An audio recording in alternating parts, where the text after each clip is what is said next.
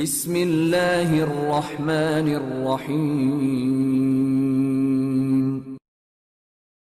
حضرت حسین کے سر کو نیزے پہ چڑھایا گیا، میں تو وہاں نہیں تھا، جو مولوی صاحب وہاں موجود ہوگا اس کو پتہ ہوگا،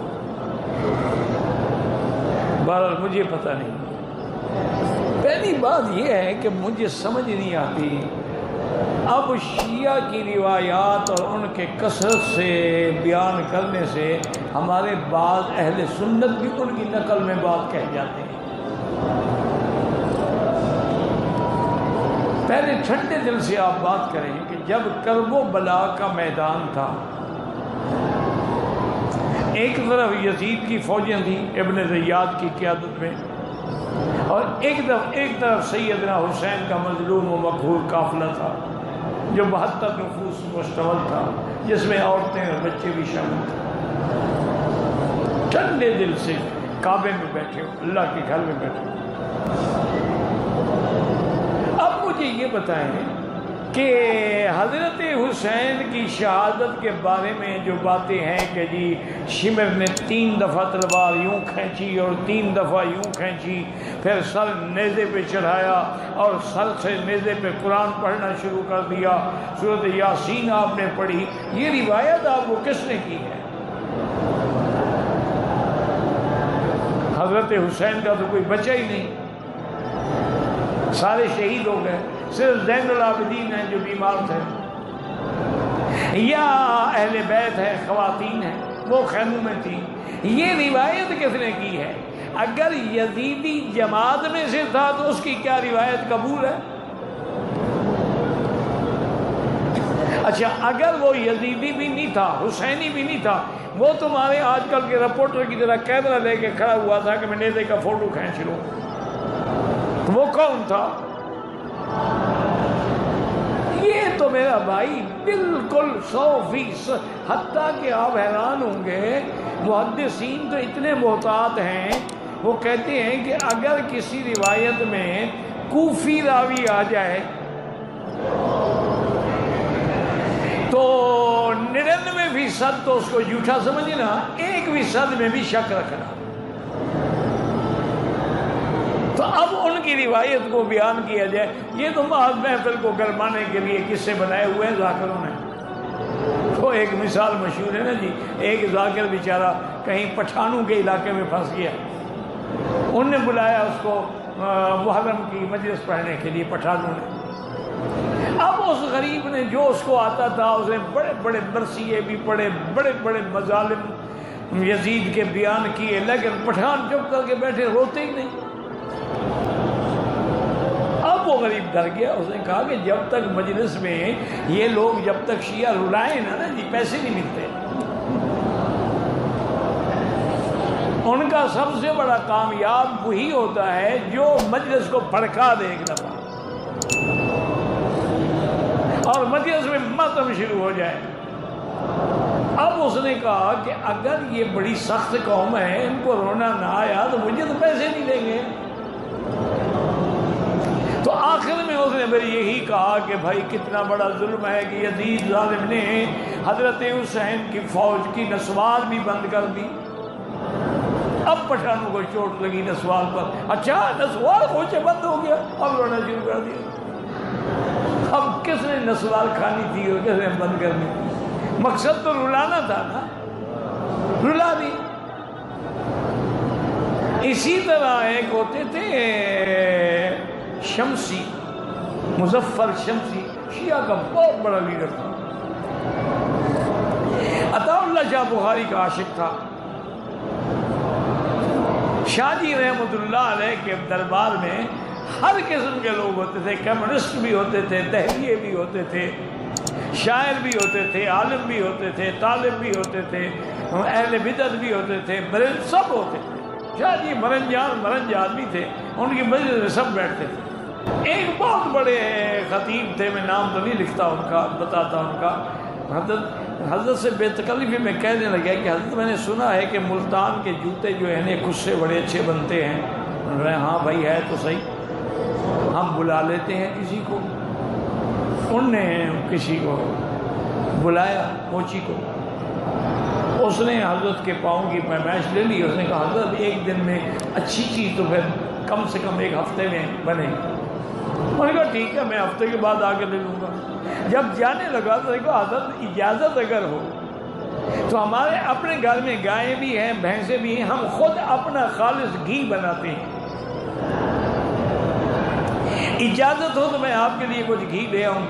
اور میں کہا ٹھیک ہے تم میرے دوستوں سے تو میں لیتا ہوں. وہ جب ہفتے کے بعد آئے نا جوتے دینے کے لیے تو حضرت نے اس کو خط لکھا کہ گھی لے کے آ جاؤ جوتے تیار ہیں. اب ایک محاورہ تھا نا کہ گھی لے کے آ جاؤ جوتے تیار ہیں, تمہیں مارنے کے لیے تیار ہیں پہنانے کے لیے تیار ہیں. تو اس لیے ہمیشہ یاد رکھیں یہ باتیں ہیں. اختر کی بات کا لوگوں نے افسانہ کر دیا, ورنہ اختر کی بات کچھ بھی نہ تھی. حضرت حسین مظلوم تھے, شہید ہو گئے, اس میں کوئی شک نہیں. لیکن اب ان کی شہادت کو ایسا رنگ دینا کہ آپ کی بیویوں کا نعوذ باللہ پردہ نہیں تھا, بغیر پردے کے ان کو چلایا گیا. انا للہ و انا الیہ. آپ کو پتہ ہے یزید کی بیوی تو ان کی قریبی رشتہ دار تھی. اس نے جب پتہ لگا کہ حضرت حسین کے گھر والے آئے ہیں تو اس نے تو وہاں سے ایسی چیخ ماری کہ یزید ڈر گیا, کیا ہو گیا. ہم نے کہا اہل بیت رسول کا یہ عالم ہے. تو اس لیے بہرحال وہ مظفر شمسی کہنے لگا, انہوں نے کہا کہ حضرت ایک مجلس میں بہت بڑے بڑے لیڈر آئے ہوئے تھے, اب سب نے قصہ بیان کر دیا کربلا کا. آخر میں میری تقریر تھی, کوئی موضوع رہ نہیں گیا, میں کیا تقریر کروں. آخر میں میں نے یہی سوچا کہ چلو جی میں پھر لاشوں سے شروع کرتا ہوں کہ حضرت حسین کی لاش کیسے اٹھائی گئی, نیزے پہ کیسے لٹکایا گیا. بہت لوگوں نے ماتم کو سنانا شروع کر دیا. کبھی علی اکبر کی لاش میں اٹھا رہا تھا, کبھی علی اصغر کی لاش اٹھا رہا تھا, کبھی حسین کے سر کو نیزے پہ لٹکا رہا تھا, کبھی حضور کے گھر والوں کو بغیر پردے کے یزید کے گھر میں دکھا. لوگ لوٹ پوٹ ہو رہے تھے اور مجھے پتہ تھا کہ میں 101% جھوٹ بول رہا ہوں. اس لیے حضرت گزارش یہ ہے کہ ایسی باتیں نہ کیا کریں, یہ تعریف نہیں ہوتی, اس میں تنقیص کا پہلو نکلتا. جو صحیح روایات ہیں وہ یہ ہیں کہ عبداللہ ابن زبیر کو جب قتل کیا حجاج نے, آپ کا سر مبارک جو ہے یہ باب اجیاد کے باہر اس نے لٹکا دیا کہ لوگ دیکھ کے عبرت پکڑیں. بی بی اسما ان کی ماں جب گزری دیکھا کہ بیٹے کا سر ہے, فرمایا اچھا ابھی تک میرا سوار گھوڑے سے نہیں اترا. ان کے واقعات ہیں جو صحیح روایات میں ثابت ہیں. حضرت عثمان غنی کا 40 دن تک پانی بند ہونا صحیح روایات سے ثابت ہے. حضرت حسین کے بارے میں تو اختلاف ہے. بعض محققین نے تحقیق کی ہے کہ جب حضرت حسین چلے ہیں کربلا تک پہنچتے ہی شام تک شہید ہو گئے تو پانی کب بند ہوا ہے. انہوں نے سفر گنا ہے کہ کتنا سفر ہے اور ایک آدمی ایک دن میں کتنا سفر کر سکتا ہے. اسی طرح جیسے آپ کے ملک میں کراچی سے لے کر طورخم تک محرم میں گھوڑے نکالے جاتے ہیں, دلدل نکالے جاتے ہیں. حضرت حسین نے تو اونٹوں میں سفر کیا تھا, گھوڑا تو کوئی تھا ہی نہیں. یہ کہاں سے لے آئے ہیں دلدل شریف. تو اس لیے یہ ڈرامے ہیں اور انہی کو دیکھ کر لوگ جو ہیں اسلام سے بدظن ہو جاتے ہیں. ایک انگریز وائسرائے گورنر پنجاب جو ہے وہ مقرر ہو کے آیا.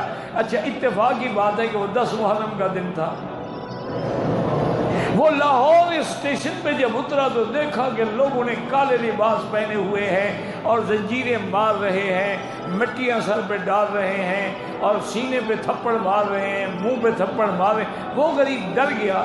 اس نے اپنے ADC سے پوچھا کہ کیا ان کو میرا گورنر بننا نامنظور ہے, اس لیے احتجاج کر رہے ہیں.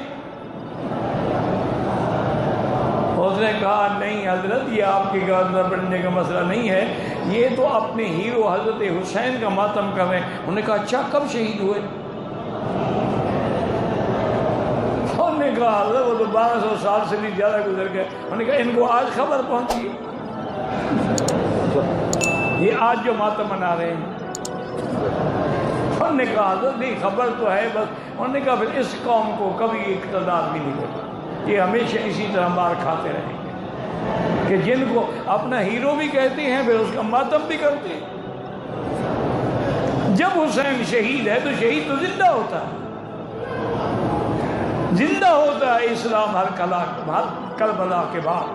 اسی لیے علامہ اقبال نے ایک شعر میں حق ادا کیا ہے کہ سرداد نداد دست در دست یزید،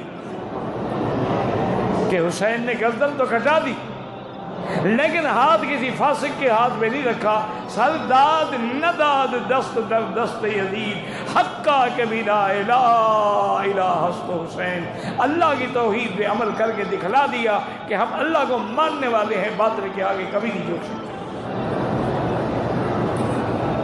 کٹا کر گردنیں دکھلا گئے ہیں کربلا والے، کبھی باطل کے آگے جھک نہیں سکتے خدا والے۔ لیکن تعریف وہ کرو جو حق ہو، جو صحیح ہو، اپنی قصے کہانیاں نہ بڑھاؤ، نہ ڈرامے لوگوں کو سناؤ۔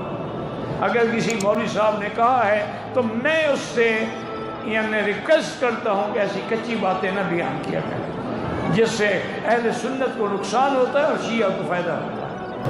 ہم لوگ عمرے کے لیے آئے ہیں اور محرم کے روزے بالکل رکھیں، کیونکہ محرم کے روزے رکھنا بہت بڑی فضیلت ہے۔